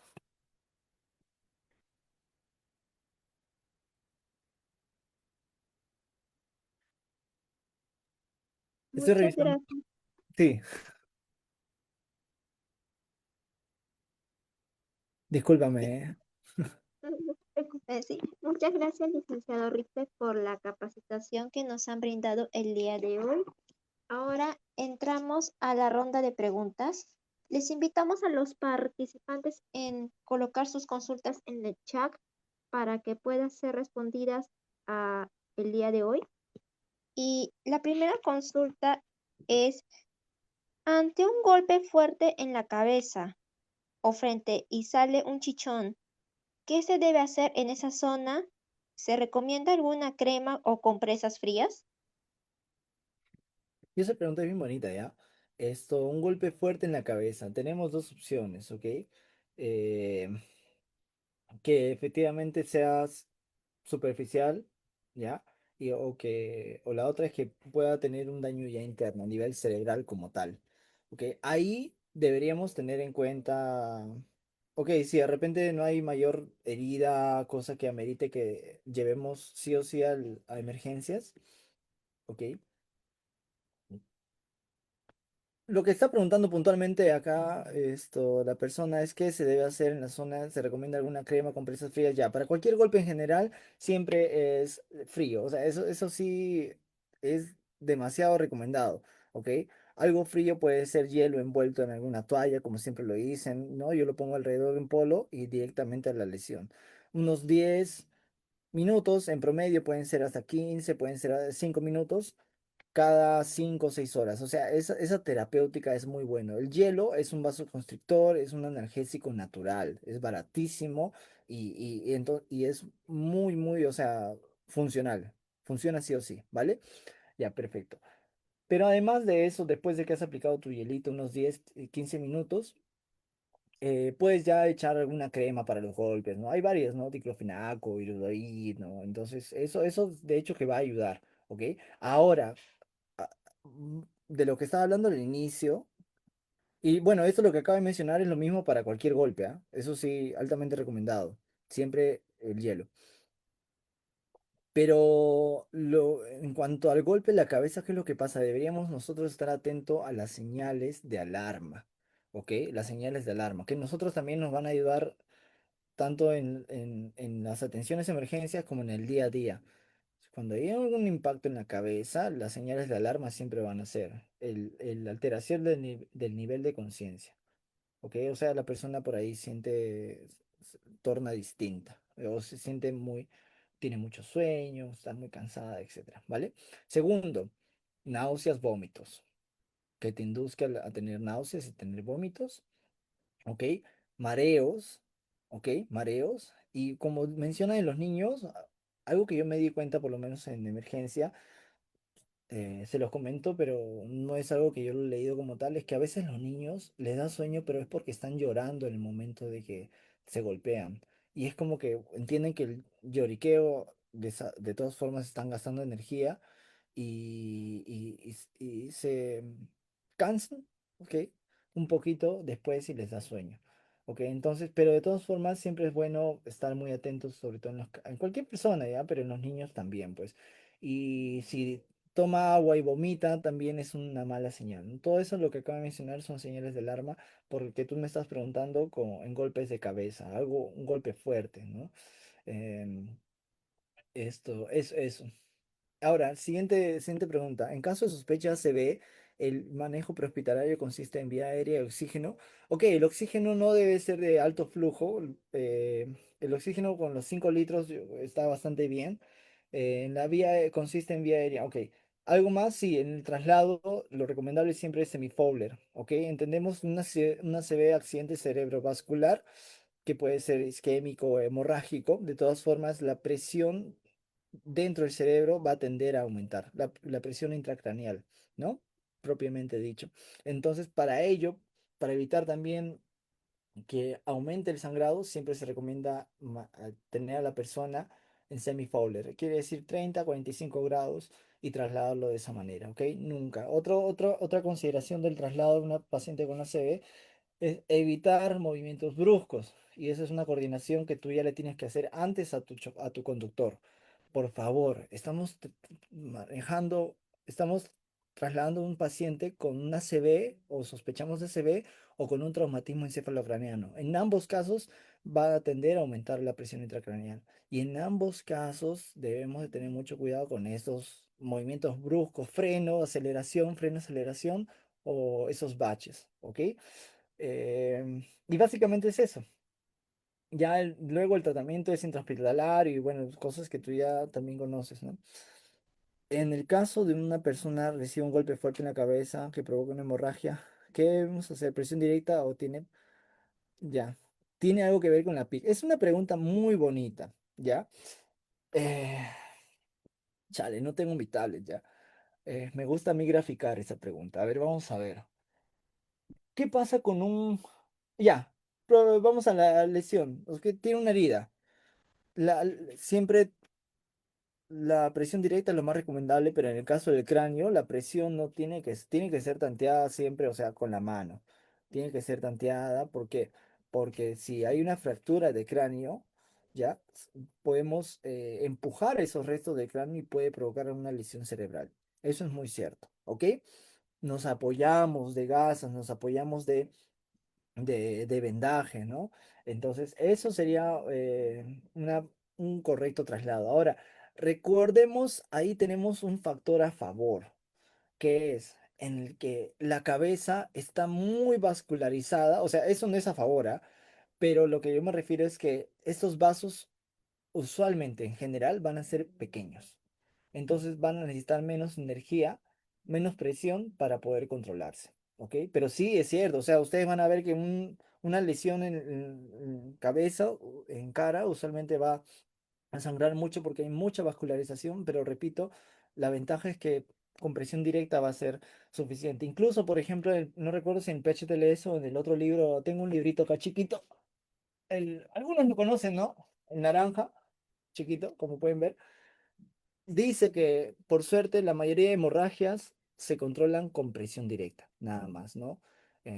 Son ciertos tipos de sangrados que necesitamos ya un torniquete, hasta el dos torniquetes, o sea, son casos extremos, ¿no? Por suerte. Y ahora, ¿qué tiene que ver la presión intracraneal acá? Recuerdan que A ver, vamos al ejemplo que siempre pongo, es muy bonito. ¿Qué pasa si yo, Tomás, ahorita te golpeo? Es como que me entero de algo, ¿no? Bueno, ya, te golpeo el brazo. Si nos golpeamos el brazo, ¿qué va a pasar? Se va a inflamar, ¿verdad? Los vasos internos van a romper, va a haber una hemorragia interna que va a inflamar, se va a poner morado, esto, y va a inflamar mucho. Pero ahora, ¿qué pasa si yo este sangrado lo tengo en el cerebro? ¿Recuerdan que el cerebro está envuelto por el cráneo? ¿Ok? Entonces, este sangrado empieza a salir, empieza a salir, empieza a salir, y el cráneo va a apretar el cerebro contra el sangrado, ¿me entiendes? O sea, el sangrado está aumentando el volumen, empujando al cerebro contra el cráneo. No hay lugar donde inflame, excepto uno. ¿Cuál es ese lugar? Es el agujero magno que está acá, y lamentablemente que si el sangrado es tan grande, o sea, aumenta la presión intracraneal tanto que empuja al cerebro así contra, eso se llama el tronco encefálico, lo empuja hacia abajo, eso se llama enclavamiento. Y ahí la persona corre el riesgo, muy probablemente va a ser un paro cardiorrespiratorio porque en el tronco está el centro regulatorio del corazón y también de la respiración. ¿Ok? Entonces va a caer en paro, es porque no estamos controlando eso y eso ya sabemos que es un tratamiento intrahospitalario. ¿Ok? Lo que podemos hacer nosotros para prevenir eso es justamente lo que también hablaba Ángela, ¿no? El traslado siempre en semifowler, El oxígeno es como que ayuda nada más. No tiene gran cosa ahí que ver. Se entiende que es porque está perdiendo sangre, solamente por eso. ¿Ya? Pero el tratamiento ahí es intrahospitalario, ¿no? Y ahora, ¿qué pasa? 2 minutos nada más para continuar, para terminar. Por ahí deben haber escuchado que cuando una persona tiene un golpe fuerte, sale líquido blanco, ¿no? Puede salir incluso con un poquito de sangre por la oreja o por la nariz, ¿no? Puede tener otorragia de líquido. Ese famoso líquido blanco es el líquido cefalorraquídeo. Entonces, cuando este cerebro está aumentando la presión intracraneal porque se supone que hay una hemorragia que está ahí presionando, uno de los mecanismos de defensa del cerebro es botar el líquido cefalorraquídeo que lo envuelve, ¿no? Entonces, oye, ¿sabes qué? Tengo mucha presión, ya, vamos a sacrificar el líquido cefalorraquídeo, pa, libéralo. Y por eso se puede ver que están liberando por orejas o puede ser por nariz. Eso se considera ya un traumatismo craneoencefálico no compensado, que tiene una presión intracraneal no compensada. Entonces, obviamente es un mal indicio, ¿no? Es un mal indicio de una señal mala, ¿ok? Pero básicamente la presión intracraneal es eso, ¿no? Que aumenta. Si está aumentando es porque entendemos que hay un efecto de masa provocado por una hemorragia.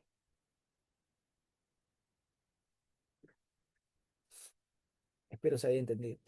Igual ahí estoy dejando mis datos también por si desean alguna pregunta extra, no se preocupen.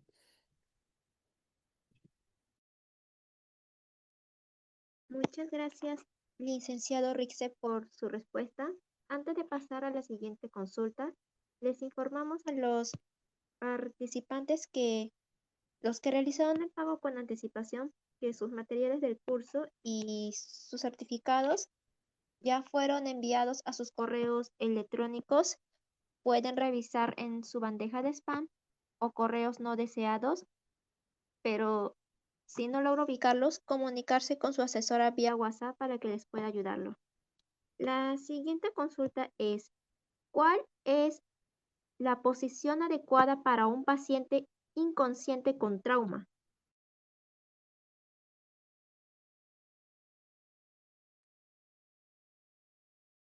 Chale, es como que un poquito abierta esa pregunta. Eh, a ver, en términos generales, siempre debemos de posicionar a una persona en posición anatómica. Debemos tratar de llevar a la posición anatómica. ¿Cuál es la posición anatómica? Muchos ya conocen, ¿no? Simple, los brazos casi pegados al cuerpo, etcétera, etcétera, ¿no? La cabeza firme mirándose adelante, etcétera.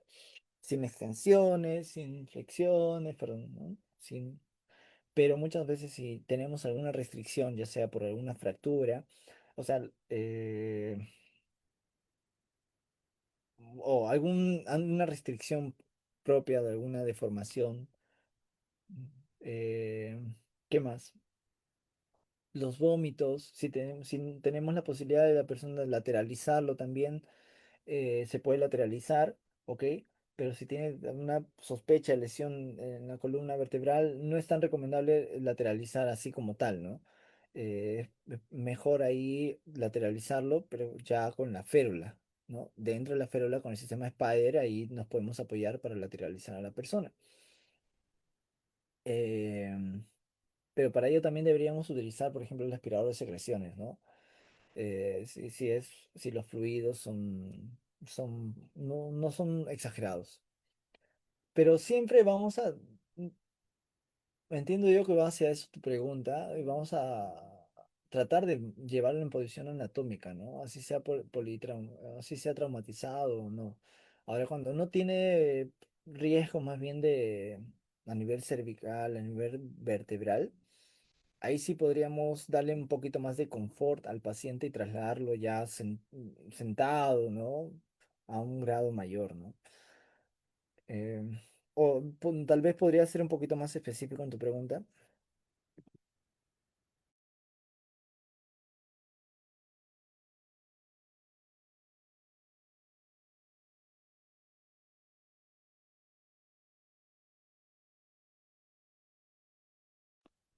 Sí, licenciado, el participante creo que cambió por otra pregunta que es la siguiente. Ay, perdón, ¿cuál es la diferencia entre UCI y soporte vital básico. UCI, unidad de cuidados intensivos, ¿se refiere a eso? Bueno, la unidad de cuidados intensivos es una parte del hospital, ya es tratamiento intrahospitalario, ¿ok?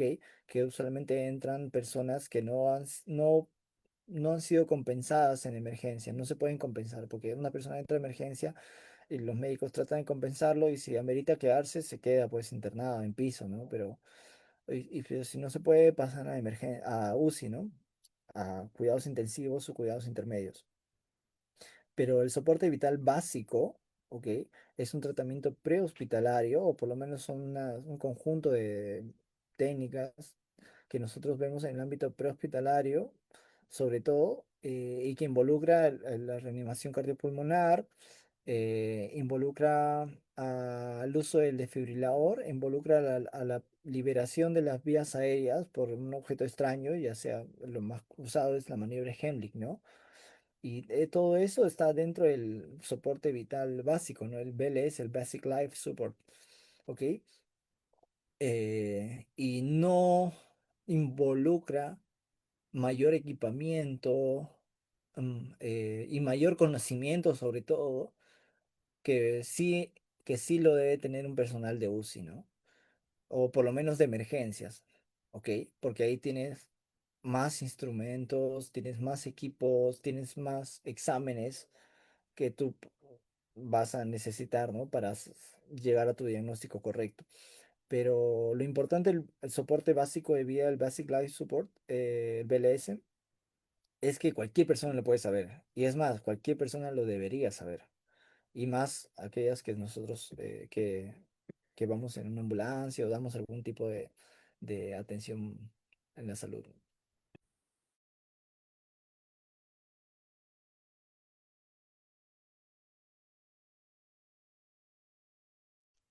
Muchas gracias, licenciado Richter, por su respuesta. Bueno, al parecer creo que ya no hay más consultas. Cerramos la ronda de preguntas. Agradecemos al licenciado Rixe por la capacitación que nos han brindado el día de hoy y también agradecemos a los participantes por su preferencia.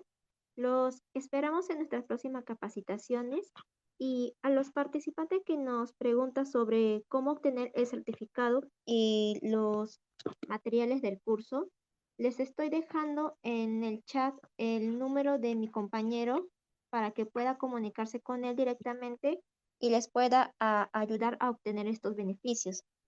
Y recordar que nuestros certificados cuentan con código QR y se mantiene en nuestra plataforma para que la compartan en sus redes. Licenciado Rixe, unas pequeñas palabras para terminar con la capacitación del día de hoy. Sí, por supuesto, como siempre, felicitarles chicos o compañeros por esas ganas de aprender más. Siempre, siempre vamos a aprender un poquito más, sea cual sea nuestra profesión. Y si alguien aquí es incluso una profesión totalmente distinta a la de prestar atención de salud, está perfecto, ¿no? Está muy bien, porque esos temas a veces no a veces, esperemos que nunca nos pase, ¿no? Pero sí puede salvar una vida, ¿no? Entonces, por ese lado, mis felicitaciones, chicos, y gracias por el tiempo, gracias por las preguntas, las interacciones y mucha suerte en la vida de cada uno de ustedes. Muchas gracias, licenciado Rixe, por sus palabras y también agradecer a los participantes por su preferencia. Les estoy dejando en el chat nuestra lista de los cursos para que pueda ver toda nuestra programación de este mes y los próximos meses. Los estoy dejando en el chat. ¿Listo? Y bueno, eso sería todo por hoy. Que tengan unas buenas tardes. Muchísimas gracias a todos.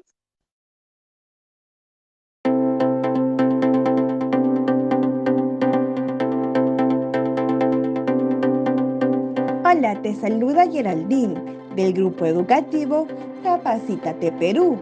En esta ocasión les tenemos un breve tutorial donde les ayudaremos a ubicar rápidamente desde su correo Gmail sus documentos del material y certificado. Comencemos. Para buscar el material, dirígese a la sección de Buscar correo. Escribir capacitateperú.informes@gmail.com. Clic en el icono de la lupa y podrán encontrar el correo que contiene el link de su clase. Deslizar hacia abajo y ubicará el material a descargar. En caso les aparezca buscando virus, al momento de descargar sus documentos, les pedimos por favor esperar hasta que cambie a descargar. En el caso contrario, el documento podría sufrir algún desperfecto. Ahora, para buscar el certificado, diríjase nuevamente a la sección de Buscar. Esta vez, escriba certificados@iacers.com y encontrarán el primer enlace que los dirigirá directamente a su certificado.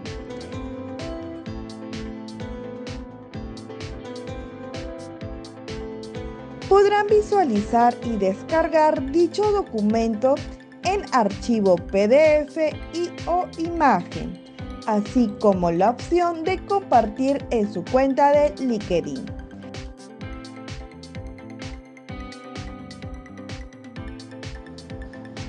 En caso que desee verificar su certificado, dar clic en el segundo enlace, donde los enviará a la página web del Grupo Educativo Capacítate Perú y tendrán que ingresar el número de documento y el código de verificación enviado en el mismo correo.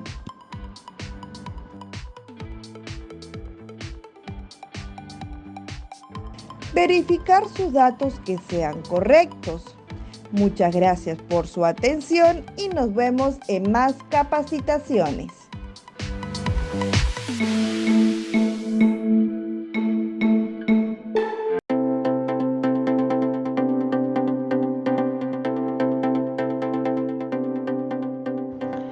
Hola, te saluda Karen del Grupo Educativo Capacítate Perú y en este tutorial te vamos a enseñar cómo verificar tu certificado en nuestra plataforma. La primera opción es escanear el código QR que tienes en el certificado y la verificación es automática.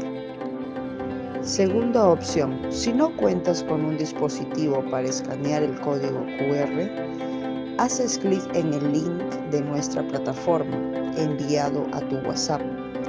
También puedes encontrar el link en la parte inferior del código QR que aparece en tu certificado. A través de ese link podrás ingresar a nuestra plataforma. Luego ingresas el número y código que aparece en tu certificado.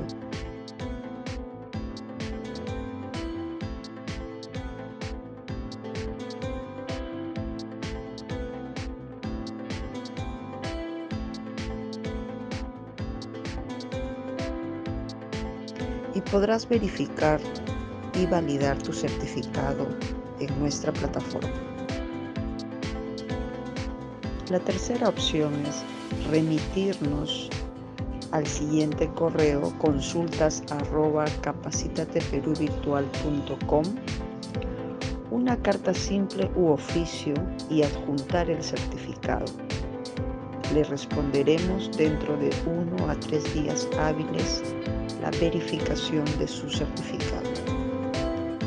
Tiene estas 3 opciones para poder verificar y validar su certificado en nuestra plataforma. Estamos para atenderlos, Grupo Educativo Capacítate Perú.